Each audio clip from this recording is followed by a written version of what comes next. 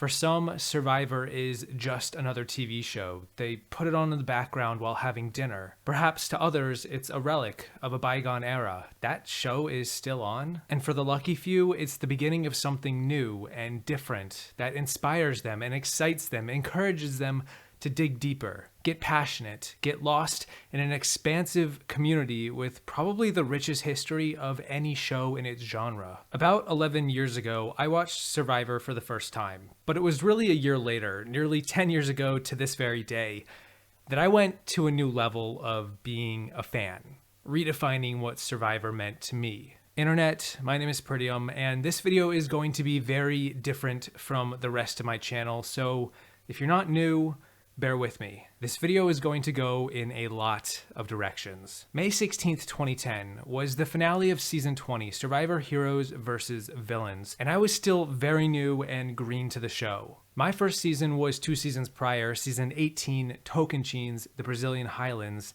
and it hooked me. There was a lot to digest. The strategy, the tactics, the mechanics of the game, the people, the conflicting personalities, egos, stories. One man called himself the Dragon Slayer. Another was a warrior, a wizard. I loved it. All of it. And when I heard that the 20th season would be an all-star season, full of old faces I didn't know, I immediately took it upon myself to consume as much as possible as quickly as possible. Between season 18 to 20, I watched 17 seasons of Survivor in my bedroom, in my dorm room, by myself. Nobody else I knew watched the show or wanted to watch the show, so I was in my own little world, with crazy strategies and fascinating locations and lots of heartbreak and brutal betrayals and sweet victories. The winner of Survivor.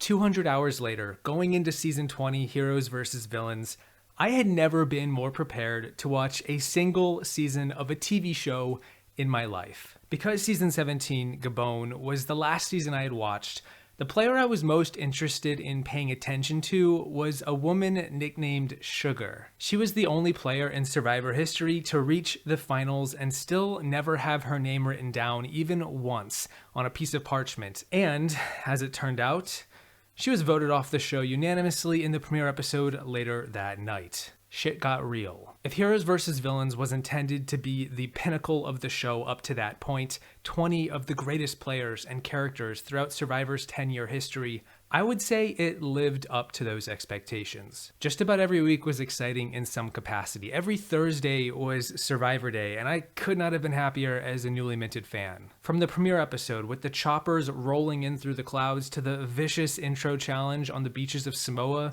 to the wild blindsides, such as with Sari or Tyson or Boston Rob. The Merge episode. The Merge episode. I covered that a few weeks ago in my multiple levels of thinking theory video.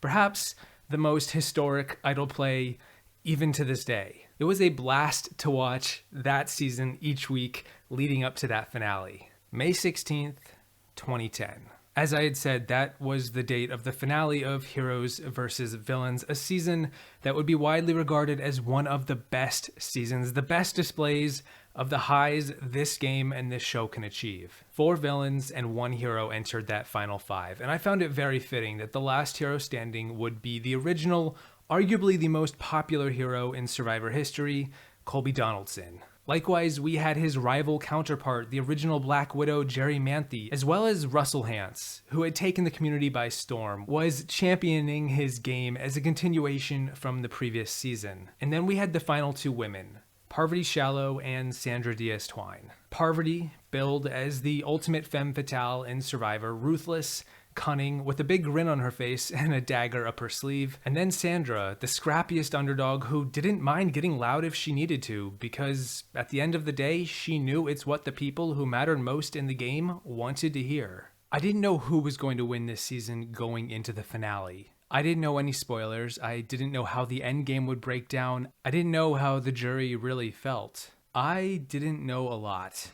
Until I did. This episode was the day I like to say I went from being a fan of Survivor to being a super fan. I was smacked in the face by a little known secret known only as reading the edit. understanding the logic of the storytelling being presented to me. That not everything should be taken at face value, and that there is most certainly a method to the madness that is the editing of a TV show. Likely, if you're a super fan of Survivor, you'll know what I'm talking about. The editing, logic, or perhaps the edgic, as it's known, that goes into each season of the show. You see, I went into this finale rooting for Parvati to take the win, but a few days beforehand, leading up to May 16th, I was made known that Sandra was almost certainly the winner. I said, sure, she's still in it. There's a possibility she takes it.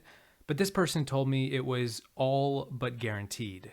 How so? They explained to me how the storytelling, the presentation, and the editing can convey players in certain lights, conditioning the audience to better understand what's about to happen, so that the results of the game make sense to us in the audience. Sandra was going to be the winner, and it was written in the stars. I just didn't know how to read them, or that they could even be read. I initially thought this person was looking too far into it all, but I went into that finale watching the recap of the season, the first few minutes, and all of a sudden, a veil was lifted, as if I could see a little better, a little clearer, something beyond what was in front of me. I could see the story of Sandra winning, and it made sense in this recap. And from there, I spent the rest of the finale trying to combat this feeling, this prophecy, this nagging reminder in the back of my mind. And after 200 hours and nearly 20 seasons, I was suddenly watching the show very differently. I remember as the live votes were being read by Jeff Probst, seeing it was 3 votes for Parvati and 3 for Sandra, I was saying, Parv is just 2 votes away. There could very well be 2 more votes for her in that urn, but I didn't expect it. And my expectations were met. The winner of Survivor, Heroes vs. Villains, Sandra.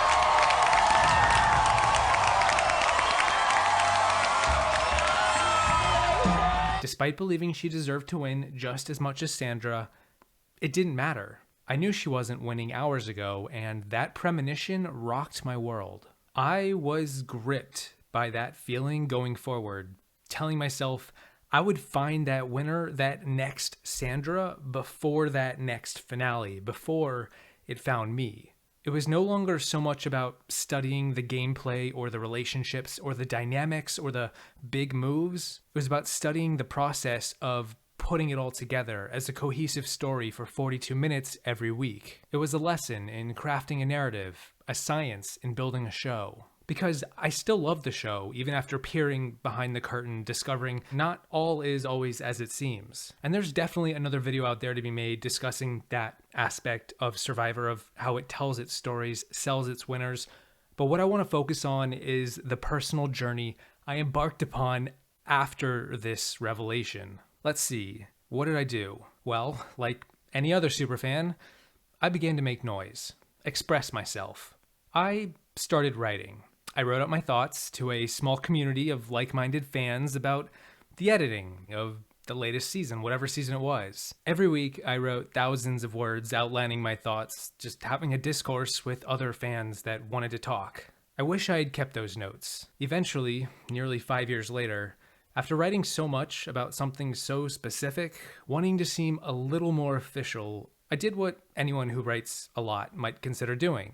I started a blog about Survivor. And then after a year, I turned it into a website, survivoredit.com, titled The Edit of Survivor, with a generic picture from Google Images slapped on as the header. It was a fun little project to help me better organize my writing, my analysis of each episode, to rank each player on a weekly basis in regards to who I thought stood the best chance to win based solely on their presentation and the storytelling. For 3 seasons, I ran this website, from Cambodia to Millennials versus Gen X. And if there's one thing I learned in that year and a half, it's that running a website all by myself, based around data that changes and is updated weekly with animated graphics and charts and a sliding bar at the bottom, is a major pain in the ass. Running that website beat me to a pulp. Half my time was just spent managing the website, not so much focusing on the content that I was putting on it. And not only that, I straight up did not see Adam Klein winning his season. He felt like an anomaly. And here I was, elbow deep in tens of thousands of words of analysis, and I was totally wrong. I thought David was going to win, and on some level, I was no greater than in 2010. I dropped the website right after, and I'm so thankful that I did. I had a lot to say about Survivor. I had a lot of thoughts and opinions, random statistics I never needed, but thought they were kind of cool. I mean, who wouldn't want to know who's objectively the greatest challenge beast in Survivor history, broken down by gender, both including and excluding duels, am I right? Actually, maybe there's something to that. The following summer, after Game Changers had wrapped up, I had an idea.